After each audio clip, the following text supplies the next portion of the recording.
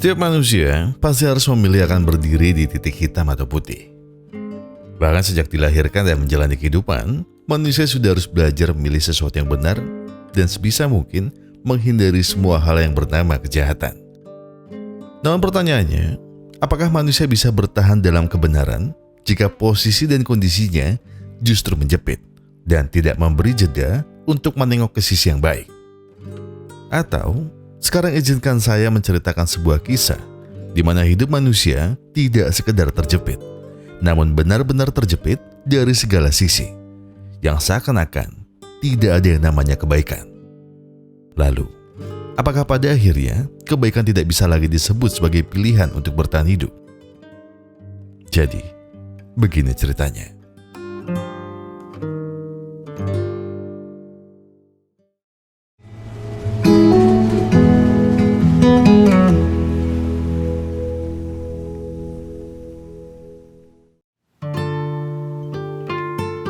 Kita semua tahu bahwa berakhir di penjara bukanlah sebuah pilihan yang layak untuk sebuah pengorbanan. Namun apabila keselamatan keluargamu jadi taruhan, mungkin hal itu tak akan jadi masalah. Dan untuk tahu apa yang sebenarnya terjadi pada pria ini, mari kita kembali lagi dari awal. Namanya Adam Wong Puapan, seorang karyawan bank biasa yang harus mencukupi segala kebutuhan keluarganya. Sebelum seperti sekarang, dulunya Adam hanyalah pria miskin yang cukup beruntung. Dia beruntung karena bisa menikahi seorang wanita kaya bernama Alisa. Meski terlihat cukup bahagia, namun Adam dan Alisa tak kunjung dikaruniai buah hati. Bahkan di usia mereka yang tidak lagi muda. Namun suatu hari, Tuhan tak sepenuhnya menutup mata bagi masalah mereka berdua. Sebab setelah menunggu 5 tahun, akhirnya Tuhan pun memberikan momongan untuk mereka berdua. Snow, iya, itulah nama anak Adam dan Alisa. Nama yang cantik dan sesuai untuk anak semanis itu. Akan tetapi, seperti kehidupan yang tak selalu sempurna, begitu pun yang harus menimpa kepada Snow. Akibat suntik obat pengembang janin yang selama ini Alisa lakukan, pertumbuhan Snow pun jadi korbannya. Kata dokter, Snow masih bisa tumbuh normal, asalkan ia rutin menjalani terapi dan pengobatan setiap bulannya. Oleh karena itulah, Alisa menyuruh Adam agar ia semakin giat bekerja, supaya bisa membantu Alisa membayar pengobatan putrinya yang tidak murah sama sekali. Jika Adam berpikir bahwa kehidupan rumah tangga hanya sebatas bekerja dan dilayani istri, maka ia salah besar. Karena di atas itu semua, ternyata ia baru sadar bahwa permintaan istrinya terkadang membuat Adam hanya semakin terpojok. Mulai dari cicilan rumah, cicilan mobil, hingga biaya belanja istrinya yang tidak main-main. Semuanya harus Adam cukupi. Iya, kalian tidak salah dengar. Jadi demi menghidupi Alisa, Adam tidak membayangkan bahwa sekali ia menikahinya, maka seluruh gaya hidupnya Adam juga yang harus menanggungnya. Dan pada kenyataannya, Alisa tak peduli jika penghasilan suaminya pas-pasan dan harus sering lembur sampai malam.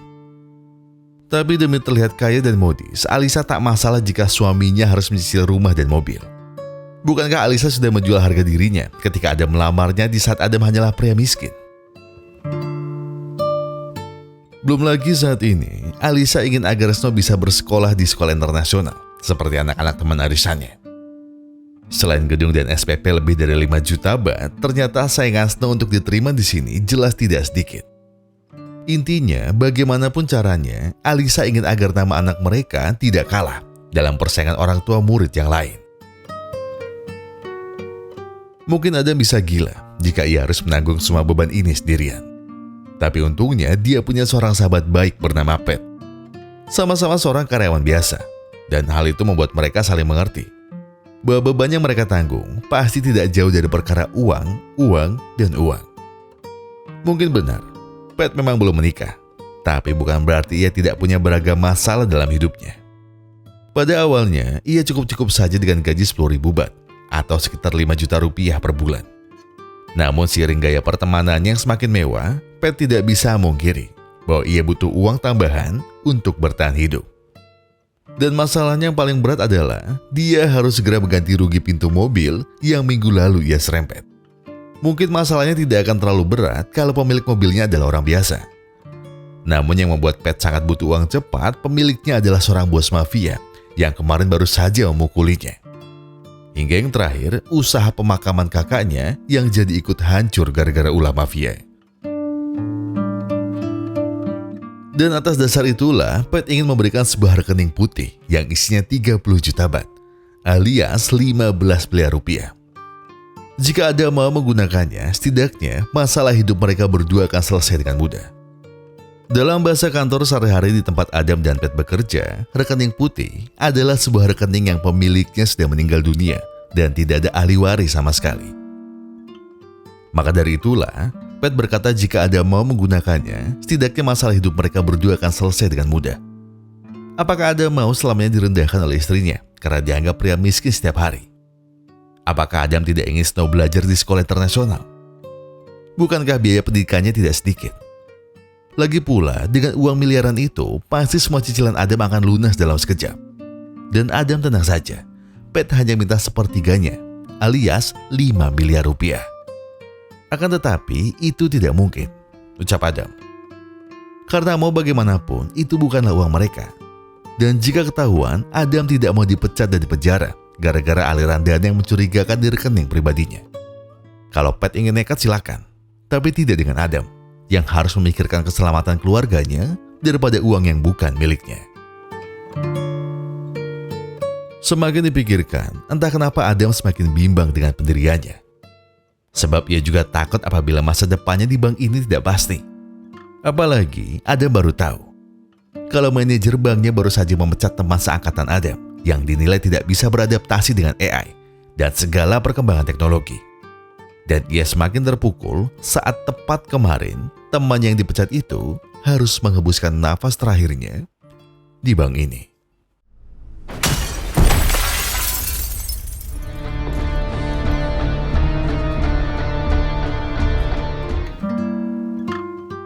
Karena sudah tak punya pilihan, ditambah semua pikiran yang sangat membebaninya selama ini, Adam akhirnya memutuskan untuk membuka rekening almarhum Ibu Tanomjip atas nama seorang nasabah yang katanya ingin membuatkan akun deposito di bank ini.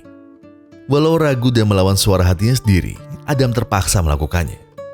Karena hanya dengan cara instan inilah masa depan keluarganya bisa terjamin. Maka setelah Adam berhasil mengaktifkan rekening tadi, ia pun segera mengirim kode agar Pat bisa menjaga rahasia ini. Sebab dia tidak mau ada seorang pun yang tahu rahasia ini selain mereka berdua. Kalau masalah itu, Pat bisa diandalkan. Lagi pula Pat juga sangat butuh uang itu untuk segera menyelesaikan kasusnya dengan si bos mafia. Caranya mudah, ucap Pat.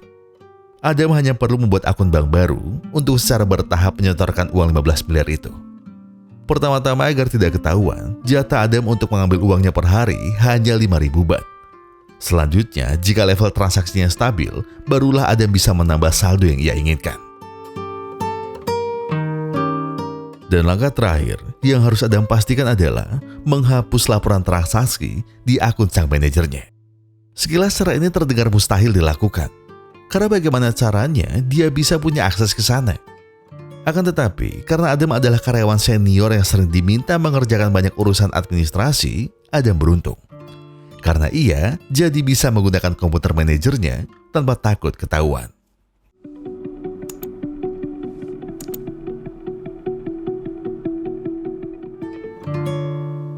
Semakin hari, ketika kebutuhan Adam semakin mendesak, ia terpaksa mencairkan 500 juta rupiah dalam sekali transaksi. Dan agar tidak ketahuan oleh manajernya, Adam ingin Pat sendiri yang mengambil uangnya.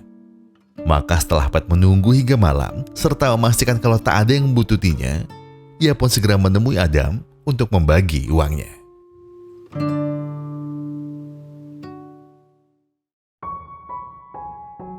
Akhirnya, setelah semua ketakutannya bisa terhindarkan, kali ini Adam bisa kembali pulang dengan perasaan yang berbeda. Entah kenapa Adam merasa diterima oleh istrinya setelah ia berani menjamin bahwa putrinya sudah pasti diterima di sekolah internasional. Baru kali ini Adam bisa sangat lega setelah hampir 15 tahun bekerja dari bawah. Ia tahu kalau perasaan senangnya bukan hanya soal sekolah anaknya, tapi itu karena mulai besok semua cicilan rumah dan mobilnya pasti juga akan lunas. Lagi pula dengan sisa uang 9 miliar lebih, Adam sudah tak perlu capek-capek lembur setiap hari. Hingga keesokan harinya, Adam benar-benar sangat bahagia. Karena pada akhirnya, senyum dari anak dan istrinya adalah satu-satunya hal yang jauh lebih berharga dari apapun. Di atas rooftop rumahnya, Adam ingin mengucapkan terima kasih.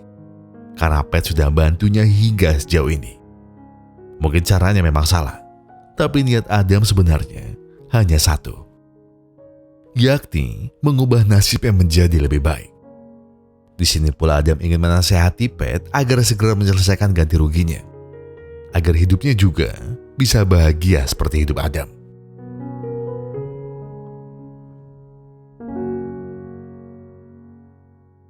Tak mau kasusnya semakin berlarut-larut, Pat akhirnya segera mendatangi markas si mafia yang bernama Didu. Tanpa banyak basa-basi, Pat segera menyerahkan uang sesuai perjanjian untuk memperbaiki pintu mobilnya. Namun di saat Pat sudah melakukan semuanya, ia ternyata dijebak oleh Didu. Ia beralasan bahwa mesin mobilnya juga ikut rusak setelah Pat menabraknya tempo hari. Namun, di balik itu semua, Didu hanya ingin tahu dari mana Pat bisa mendapat uang secepat ini. Dan jika Pat ingin selamat, ia harus membayar sisanya dan jangan sampai ia melapor ke siapapun. Keesokan harinya, Adam sempat curiga. Kenapa Pat tidak masuk hari ini? Apakah jangan-jangan ia menyembunyikan sesuatu? Dan ternyata semua dugaannya benar. Ketika ia melihat sendiri bahwa Pat sengaja menghindar karena ia sudah mengambil 1 juta baht lagi tanpa pemberitahuan apapun. Maka sebelum semua uangnya musnah, Adam terpikir sebuah cara dengan pura-pura mendapat nasabah prioritas yang hari ini juga ingin mencairkan 25 juta baht.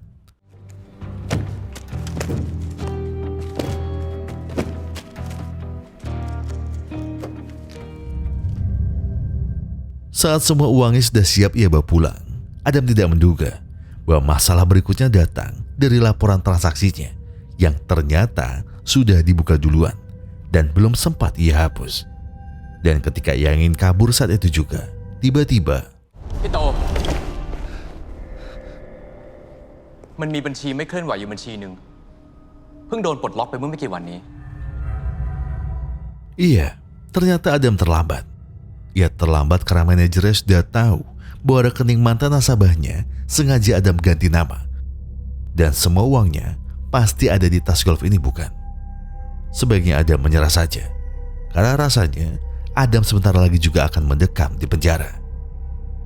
Mendengar ancaman manajernya, Adam mengaku kalau ia terpaksa mengambil uang ini demi biaya sekolah anaknya yang sangat amat mahal.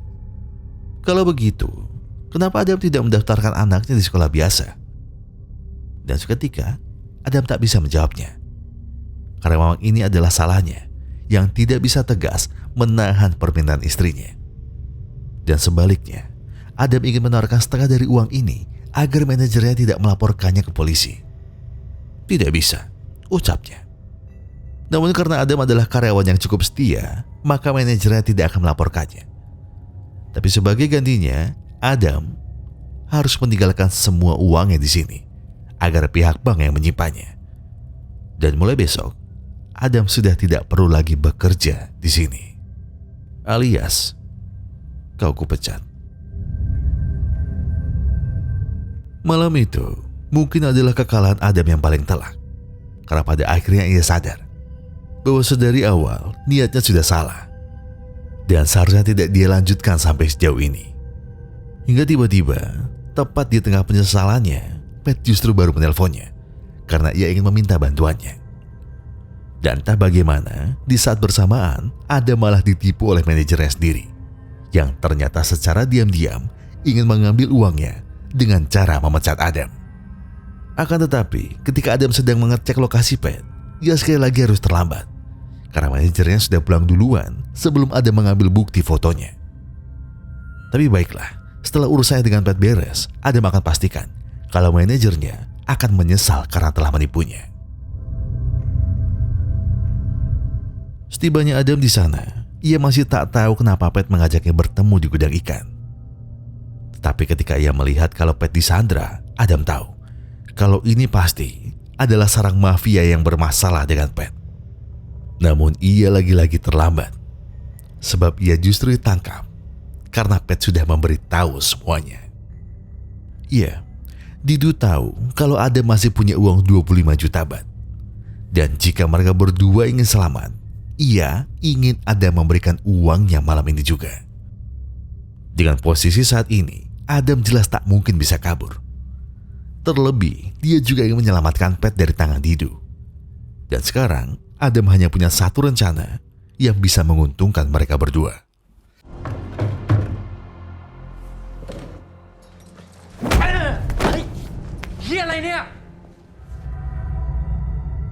Dan benar, inilah rencana Adam agar ia dan Pat bisa selamat. Ia sudah tak peduli dengan atasannya yang bermaksud ingin menjebak karyawan biasa seperti mereka berdua. Tidak terima dengan aksi balas dendam Adam, sang manajer pun justru mengancam kalau dia akan melaporkan istri dan anaknya, sampai mereka membusuk di penjara. Namun di saat Adam hendak menghajarnya, ternyata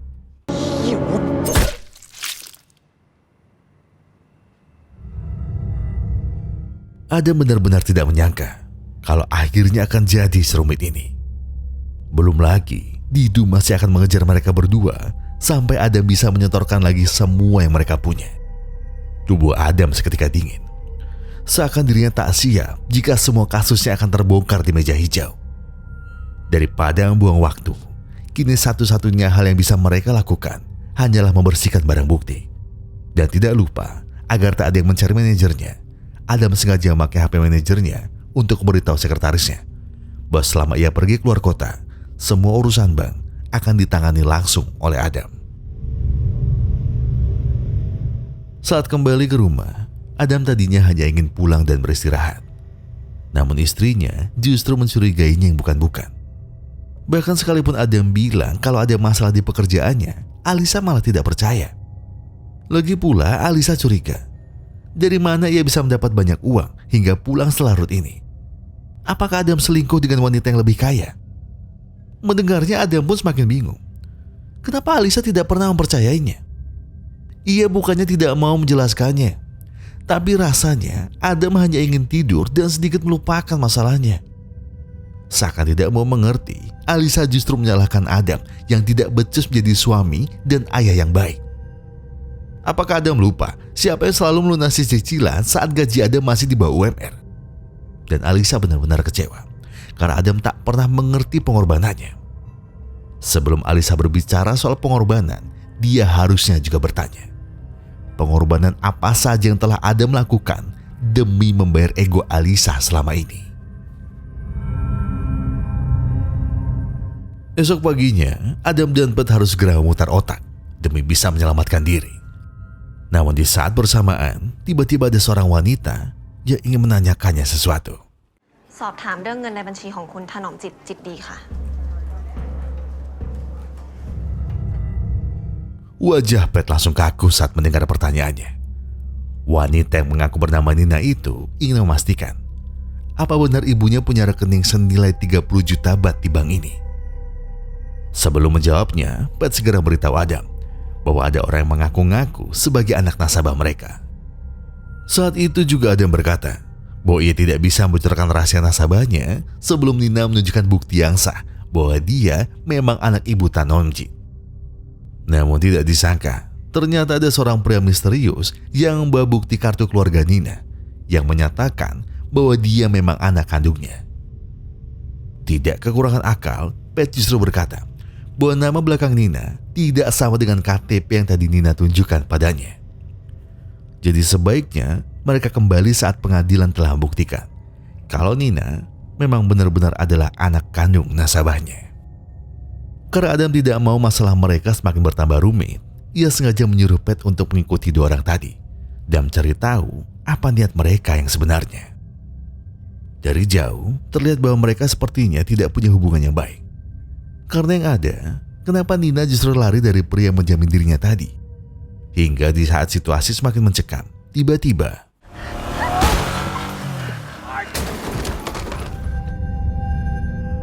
sebelum Nina kenapa-napa, Pat dengan cepat sengaja menabrak si pria misterius. dan seakan ingin kabur dari sana. Nina pun langsung menyerangnya agar Pat bisa membawanya pergi dari sini.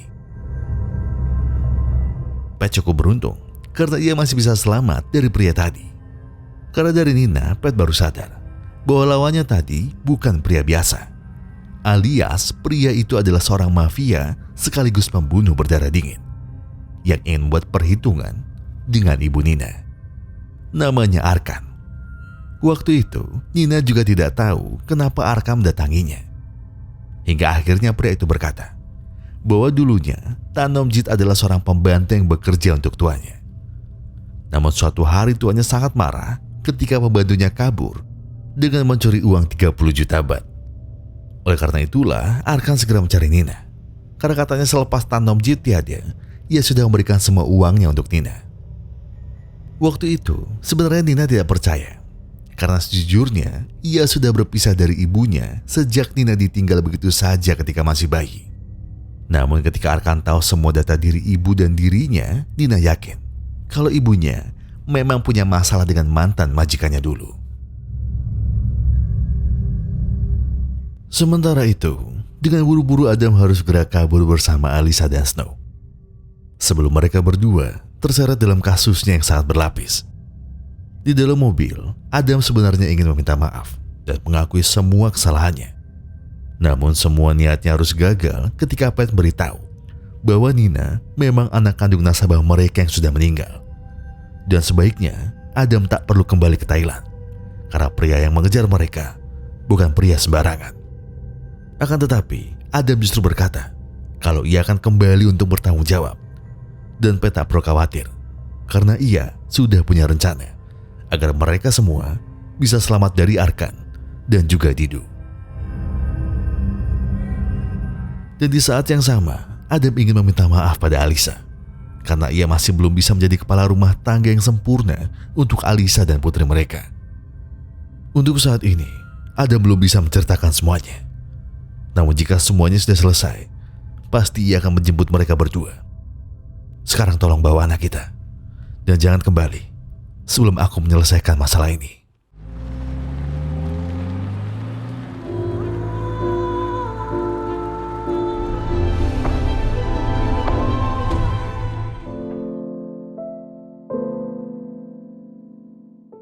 Baik, jadi beginilah rencananya.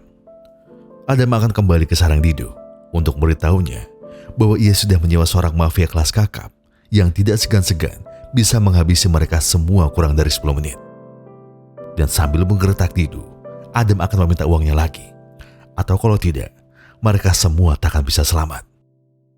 Selain itu, Adam tahu pasti Didu tidak terima dan langsung menghajarnya tanpa ampun. Namun di saat itulah Adam bermaksud mengulur waktu agar Pat dan Nina bisa mengajak Arkan ke sini dengan iming-iming 25 juta baht yang telah dicuri oleh mafia kelas 3 seperti Didu. Dan sisanya, Adam akan percayakan pada Arkan yang terkenal sebagai pembunuh berdarah dingin yang pasti bisa meringkus mafia kurang ajar seperti Didu. Namun ketika mereka bertiga mendekat, Adam tidak menduga bahwa Didu akan bertindak senekat ini.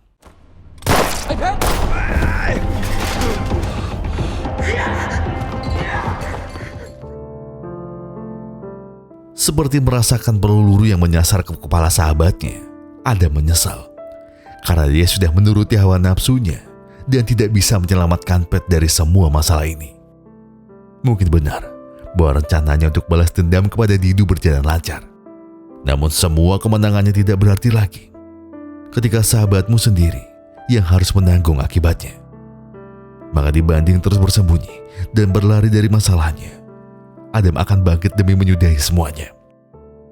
Jadi dia terpaksa menghabisi Arkan sebelum Arkan mengejar anak dan istrinya. Akan tetapi, semuanya terasa percuma. Sebab pistol di tangannya bukanlah apa-apa untuk monster seperti Arkan. Namun di saat nyawa Adam akan melayang, ternyata พอได้ละอยากได้นักใช่ไหมไอ้เงินเฮียเนี่ยเอาไป kali ini Nina tidak akan membiarkan Arkan menghabisi orang yang tidak bersalah seperti Adam. Jika Arkan ingin selamat, ia tidak perlu membuang pelurunya lagi. Karena mereka berdua tidak akan merebut uangnya lagi. Akan tetapi, ketika Arkan sudah ada di ujung jalan, tiba-tiba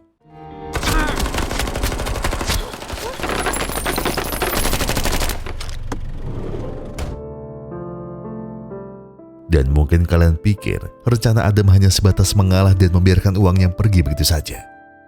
Tapi jauh sebelum Arkan tewas, sebenarnya Adam sudah minta bantuan intel yang Adam hubungi sebelum ia menyerahkan diri kepada Didu.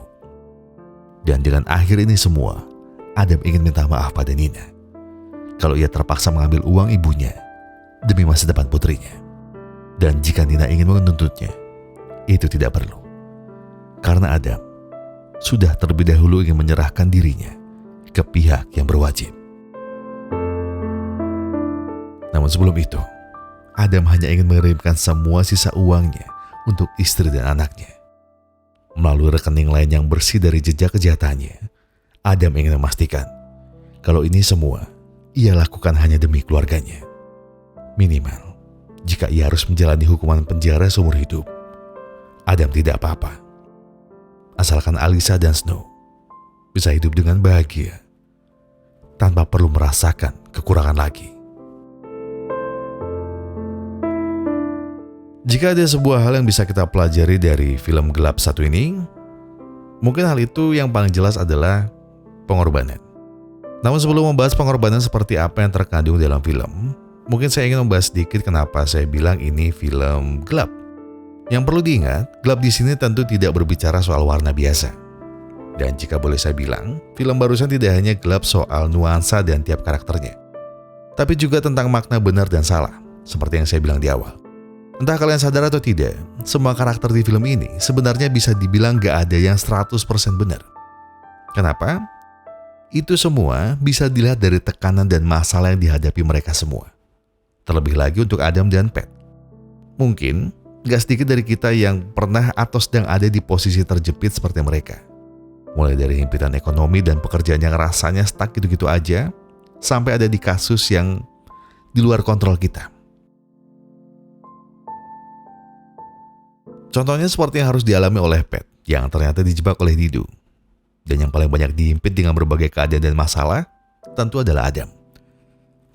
Dan disinilah bab tentang pengorbanan tadi ingin sedikit saya bahas mungkinnya. Mungkin di luar sana, pasti ada saja orang yang kehidupan sehari-harinya harus berjuang demi sesuatu atau seseorang. Ada kalanya pengorbanan di mata orang lain adalah hal yang nampak sangat sepele. Tapi di titik tertentu, akan selalu ada orang seperti Adam, yang terkadang tak pernah dilihat tentang seberapa besar pengorbanannya. Bukan hanya dari istrinya, tapi dari stigma orang-orang yang tidak pernah tahu untuk apa dan kenapa Adam rela melakukan semua hal jahat tadi. Yang pada akhirnya juga semua kembali ke kalian.